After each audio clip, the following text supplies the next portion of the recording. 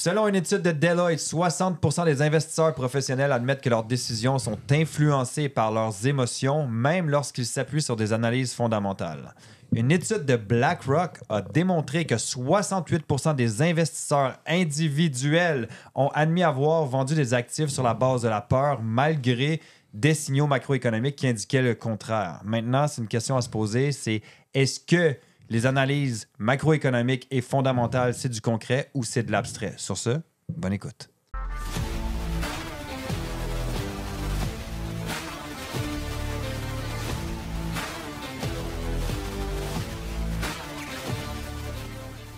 Comme vous savez déjà, nous ne sommes pas conseillers financiers. Tout ce qu'on va voir ensemble aujourd'hui ne peut pas être vu comme un conseil financier. Vous devez faire vos propres recherches, analyses et décisions. L'investissement et le trading, c'est risqué, risque de potentiel gain, mais aussi potentiel perte, voire grande perte. Donc, toujours utiliser de l'argent que vous pouvez vous permettre de perdre et les résultats passés ne garantissent pas les résultats futurs. Je répète, nous ne sommes pas conseillers financiers.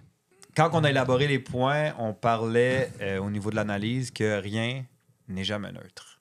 Donc, qu'est-ce que tu as à dire par rapport à ça, Monsieur Samuel? Mais si rien n'est jamais neutre, on est soit à la première vitesse ou en reculant. C'est vrai qu'on est rarement neutre.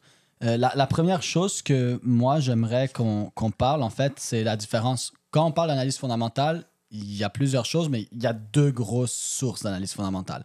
Il y a souvent ce qu'on va entendre parler de micro et macro. Micro, c'est l'évaluation concrète et précise d'une business ou d'un projet crypto. Si je fais une micro-analyse d'exemple d'une compagnie, ça va être l'équipe, la vision, l'objectif, l'argent, les dettes, le projet, etc. En fait, je vais vraiment évaluer le projet, comme si je fais une inspection d'une maison. Donc, la toiture, les murs, la plomberie, etc. Donc, je fais vraiment évaluer concrètement c'est quoi ça et est-ce que ça m'intéresse ou pas. Macroéconomie, c'est ce que la plupart des gens font quand ils font des analyses fondamentales. Là, quand on parle d'analyse fondamentale, souvent les gens parlent de macro. C'est de la macro indirectement. Macro, ça va être les taux d'intérêt, les guerres, la politique, l'actualité, les nouvelles, les élections présidentielles, l'inflation, le taux de chômage. Tout ça, c'est de la macroéconomie. C'est ce qui vient affecter de façon plus globale une certaine région du monde, un pays, la planète, un continent, etc. La plupart des gens, souvent, vont beaucoup s'intéresser à la macroéconomie et aller aux facteurs macroéconomiques. Donc, des facteurs macroéconomiques, c'est ce que je viens de nommer, hein? Guerre, taux d'intérêt, inflation, élections présidentielles, etc., etc. Tout ça, c'est de la macroéconomie. Et souvent, vous allez entendre des gens dire « Moi, je suis un macro-investisseur ». Et là, maintenant, le sujet aujourd'hui qu'on va discuter ensemble, je sais déjà le point de vue à Gori. Pour lui, c'est extrêmement important, le fondamental et la macroéconomie. C'est la seule vraie chose. Et donc, on va parler de ça. Est-ce que, pas la micro, parce que micro, pour moi, c'est clair. Si tu veux investir, pour trader à court terme, pas nécessairement. Mais pour investir, tu as besoin de comprendre la micro. Si tu ne comprends pas c'est quoi la compagnie et qu'est-ce qu'elle fait, tu vas pas aller acheter un café à côté de chez toi. Un café, je parle, un resto, là. Tu ne vas pas aller acheter un resto à côté de chez toi si tu n'as pas évalué le resto et combien ils font d'argent. Donc ça, c'est juste normal, c'est juste sensé. Le débat un peu sur est-ce que c'est réel ou c'est abstrait, c'est plus sur la macroéconomie. Ce qu'on appelle globalement le fondamental, ce que Gori adore. Qu'est-ce que tu en penses, toi, Gori, de la macro, le fondamental? Je pense que si on va dire que tu fais du trading en scalping ou en intraday, tu n'as pas nécessairement besoin des fondamentaux. Puis même en intraday, ça dépend de ta stratégie de gestion de risque. OK? Mais si tu décides de faire du swing ou de l'investissement long terme, c'est sûr que ça serait utile. C'est sûr que ça serait utile si tu fais de l'investissement long terme. C'est juste ça que je pense. Personnellement, ça fait depuis presque 7 ans que je fais du trading. Et j'ai juste réalisé avec le temps que personnellement, j'ai pas besoin des fondamentaux en scalping, surtout en scalping. C'est ça mon opinion par rapport à ça. Intéressant. Et je pense aussi, comme dans n'importe où aussi, je pense aussi que les fondamentaux, c'est quelque chose... Ça, c'est une opinion personnelle. Je pense aussi que les fondamentaux, c'est des données subjectives. Okay? C'est subjectif et c'est pas nécessairement quelque chose qui est objectif. Je pense que quand on analyse le marché à quand ça vient au price action, c'est l'affaire qui peut être le plus objectif possible. OK? Quand ça vient à l'analyse du marché, le price action. Maintenant, c'est tout. OK. Wassim, qu'est-ce que tu penses, toi? L'analyse... on va retirer le micro. Je sais qu'on a parlé de micro, macro. On a fait la différence, mais on va rester plus sur fondamental macro parce que la plupart des gens font. Puis le micro, comme on a dit, c'est... Moi, je pense pour investir, tu n'as pas le choix. Tu dois comprendre dans quoi tu investis. Juste ajouter quelque chose. Même les fondamentaux, à un certain degré, ils doivent respecter une structure dans leur price action. Ils doivent respecter une structure. Alors, la structure, c'est une des meilleures, à mon avis, c'est une des meilleures confirmations dans le marché pour déterminer la direction du marché. Je voulais juste ajouter ça de plus. Qu'est-ce que tu penses, toi? Fondamental, macroéconomique, les gens qui se disent des macro-investisseurs, est-ce que c'est concret ou plutôt abstrait? Pour moi, c'est complètement abstrait. Pour la simple et bonne raison que, oui, on peut avoir des données. Les données sont fiables, les données sont réelles, les données, c'est des chiffres. Les chiffres ne mentent pas. Mais l'humain, comment il voit ces chiffres, va réagir d'une manière ou d'une autre. Tu peux avoir des données positives, mais si on s'attendait à plus positif que ça, le marché ne va pas aller nécessairement plus haut. 100%. Il va même descendre pour une courte période de temps, mais descendre très agressivement. Et ça va mettre aussi le fait que ça descend agressivement. Psychologie du marché, les gens, ça marche pas, ils vont vendre, mais finalement, il fallait acheter.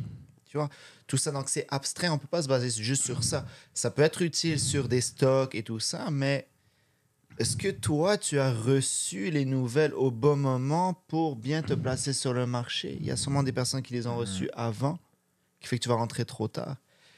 C'est abstrait. Puis aussi, quelque chose qui m'a fait réaliser aussi que ça peut être, que c'est abstrait à mes yeux. J'ai été en contact avec une dame qui s'est lancée dans le trading. Classique, je me lance dans le trading, je mets de l'argent, je ne fais pas de démo, je n'ai pas de stratégie ou quoi que ce soit. Elle a pris un crédit de 20 000 $.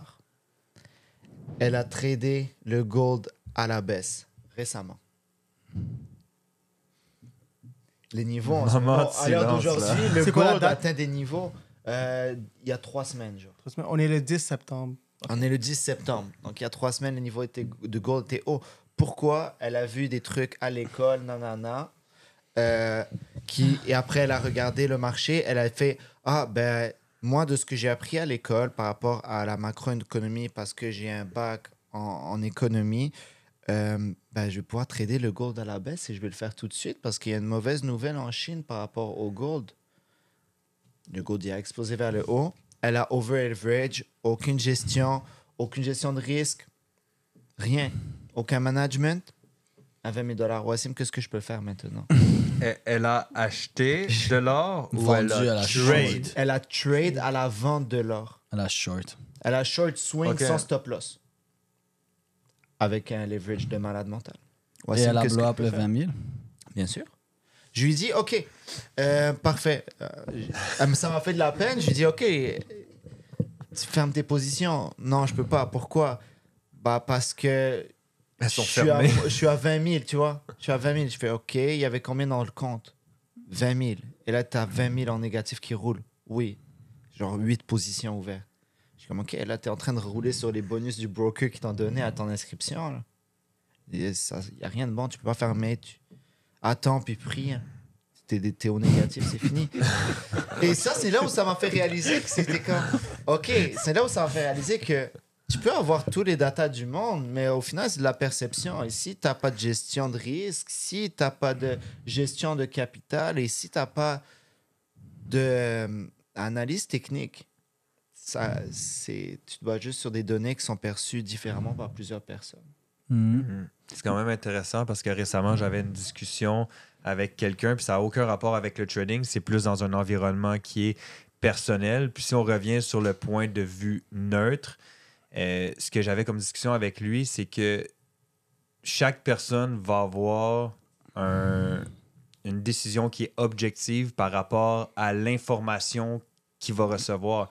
Qu'est-ce que je veux dire par Qu'il là? va percevoir. C'est que si, par exemple, Sam a une situation X et qu'il me donne de l'information et qu'il donne la même information à toi, la réalité, c'est qu'on ne va pas le percevoir de la même façon. Donc, notre objectivité ne sera pas la même. Pourtant, l'information elle, va être la même. Donc, tu sais, il faut juste faire attention au final par rapport à l'information que tu vas chercher. Moi, c'est aussi pour ça que je pense que, comme Wassim, c'est extrêmement abstrait.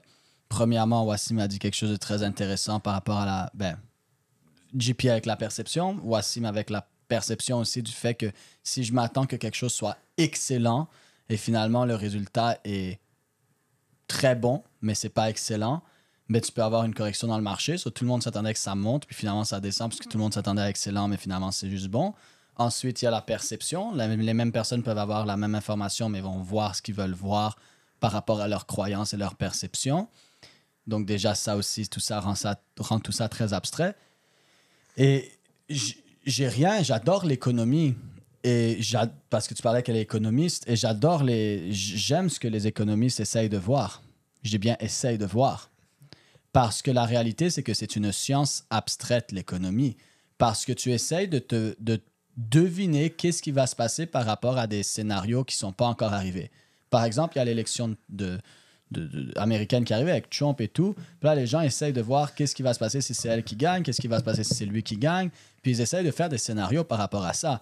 Mais elle n'a jamais gagné. Donc, ils vont regarder Trump et ils vont dire qu'est-ce qui s'est passé la dernière fois quand Trump a gagné. Je pense que c'était en 2016, si je ne me trompe pas, quelque chose comme ça, environ. Et ils vont regarder 2016. Mais la réalité, là, c'est que tu ne peux pas faire ça. Parce que la situation de Trump qui gagne en 2016 et la situation de Trump, exemple, qui gagnerait en 2024, c'est deux situations complètement différentes avec deux histoires alternatives qui n'ont rien à voir. Et j'en ai déjà parlé des histoires alternatives, mais je vais le répéter rapidement. Je vais prendre un exemple avec moi. On est sur ce podcast aujourd'hui. Mais pourquoi on est sur ce podcast aujourd'hui? On est sur ce podcast parce que mes parents se sont divorcés. Eh oui. Parce qu'ils se sont divorcés, j'ai changé d'école. Parce que j'ai changé d'école, en secondaire 3, je me suis assis à côté de Roman au fond de la rangée, puis j'ai demandé une gomme à effacer. Soit j'avais demandé, ou soit il m'avait demandé, puis on a commencé à se parler comme ça.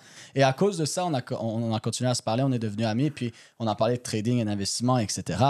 Mais on est d'accord que si mes parents ne seraient pas divorcés, ça ne serait pas arrivé. Si j'étais pas allé à cette école-là, ça ne serait pas arrivé. Si j'avais redoublé ou quoi que ce soit, ou eu des meilleures notes, ou être dans notre classe, ça ne serait pas passé. Si je m'étais assis à une rangée plus loin dans la même classe, ça ne se serait pas passé.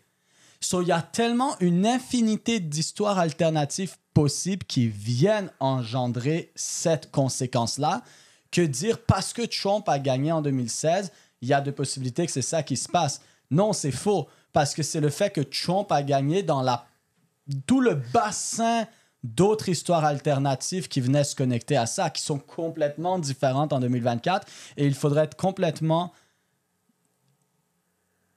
je ne sais même pas comment le dire, mais complètement aveugle et délusoire pour penser que tu peux calculer toutes les histoires alternatives et voir comment ça pourrait impacter. Donc, je trouve que la macroéconomie, c'est intéressant pour comprendre où on est dans le cycle actuellement et essayer de se placer le mieux possible par rapport aux saisons qui pourraient venir. Mais je dis bien mais, c'est complètement inutile dans le sens que les gens l'utilisent en essayant de prédire le futur. Ils essayent de prendre des faits macroéconomiques, des facteurs macroéconomiques et dire « ça, c'est ce qui devrait arriver ». Non, ça, c'est pas ce qui devrait arriver. Ça, c'est ce qui arrive maintenant et je vais essayer de me préparer de telle façon. Mais c'est impossible de savoir ce qui va se passer. Parce que personne connaît le futur, c'est de la pure spéculation. Ça, c'est la première chose qui le rend très abstrait. La deuxième chose qui le rend très abstrait, c'est que les gens se passent sur des facteurs macroéconomiques comme le taux d'inflation, taux de chômage, les gains d'une compagnie, les revenus d'une compagnie ou par exemple les élections comme on utilisait en exemple. Mais c'est très compliqué d'utiliser ça parce que c'est la perception de la personne par rapport à cette information-là, comme disait JP. Mais plus loin que ça, c'est pas juste la perception. C'est l'émotion que la personne vit qui va faire en sorte qu'elle perçoit ça. Qu'est-ce que je veux dire par là? Il y avait Wayne Dyer qui parle de cette histoire où quelqu'un a déménagé dans sa rue. Et le gars vient le voir et il dit « Moi, je viens de Boston, comment est-ce que les gens sont ici? » Puis Wayne, il dit « Ben, comment ils sont les gens à Boston? » Puis il dit « Ah, désagréable, énervant, stressé, blablabla. » Et Wayne regarde le gars et dit Ah ben, je suis vraiment désolé, c'est exactement comme ça que les gens sont ici aussi. C'est ce que tu vas retrouver. Et 2 ans plus tard, il y a une autre dame qui déménage et qui dit « Salut, je suis la nouvelle voisine. Je viens de Boston. Comment sont les gens ici? » Wayne dit « Comment sont les gens à Boston? » Elle dit « Incroyable, souriant, gentil, aimable. » Et elle dit « Wow, ben c'est exactement comme ça que les gens sont ici. C'est ce que tu vas retrouver. » So, ce n'est pas l'information, mais plutôt ta perception même de cette information-là. So, les gens vont regarder un facteur comme par exemple, les earnings d'une compagnie augmentent. Et la première pensée qu'on va se dire, et c'est même cette première pensée que j'ai dit, c'est, ben, ça dépend de qu'est-ce que les gens sentent du fait que les revenus de la compagnie augmentent. Si les gens sentent que le revenu de la compagnie augmente est bon, alors ils vont prendre des actions positives. S'ils pensent que c'est mauvais, alors ils vont prendre des actions pour vendre. Mais c'est même pas vrai. Ça va plus loin que ça. C'est même pas leur perception du facteur. C'est leur perception du facteur par rapport à leur état d'esprit actuel. Combien de fois tu peux être rentré dans un magasin puis tu trouvais que tout le monde était un gros connard parce que tu venais de te disputer avec quelqu'un? Bien sûr. Pourtant, rappelle-toi de la première fois ou d'un date incroyable que tu as eu puis c'est la première fois que tu embrassais la personne. Puis après, tu te promènes dans un magasin, puis t'es comme « Ouh, tout le monde est tellement incroyable aujourd'hui! » C'est vrai. Parce que c'est la première fois que tu viens de l'embrasser, t'es sur de l'endorphine, puis pendant les 2 heures après, t'es comme « Les gens sont tellement gentils partout où je vais. » C'est ta perception de l'information dans l'émotion que t'es. Alors, ça va plus loin que ça. Je vais vous donner un exemple. Si présentement, le marché va super bien, on fait plein d'argent comme en 2005-2006, le marché monte, et que les revenus d'une compagnie descendent, vous savez ce que les gens vont dire? Ah, c'était un mauvais trimestre. Le mauvais trimestre est passé. C'est une belle opportunité pour acheter. Si ça descend les revenus. Si les revenus augmentent et que les gens sont optimistes, encore une fois, ou les revenus font juste augmenter cette compagnie incroyable, c'est le moment d'acheter. Que ça soit des revenus qui descendent ou qui montent, ils trouvent une raison pour confirmer le fait qu'ils pensent que c'est le moment d'acheter parce qu'ils sont optimistes. Maintenant, si on est en 2008 et que les revenus tombent, oh mon Dieu, ou que les revenus montent, oh mon Dieu, les revenus montent, là ils sont pessimistes, c'est le moment pour vendre parce que ça va sûrement descendre encore plus, c'est juste un trimestre de repos, vite il faut vendre, il faut se dépêcher avant que ça continue à tomber. Si les revenus descendent et qu'ils sont pessimistes, oh mon Dieu, les revenus descendent, ça va juste continuer à descendre, il faut vendre. Et finalement, quand tu penses à ça, c'est même pas leur perception du facteur. C'est leur perception du facteur par rapport à leur état émotionnel aujourd'hui quand ils le regardent. S'ils sont optimistes, peu importe quel facteur tu vas leur mettre, ils vont voir les bons côtés et trouver des confirmation bias pour acheter.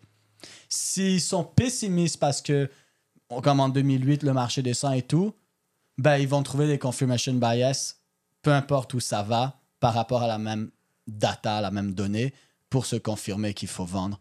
Et donc, quand tu regardes ça, finalement, ça revient à une seule chose. Encore une fois, les émotions.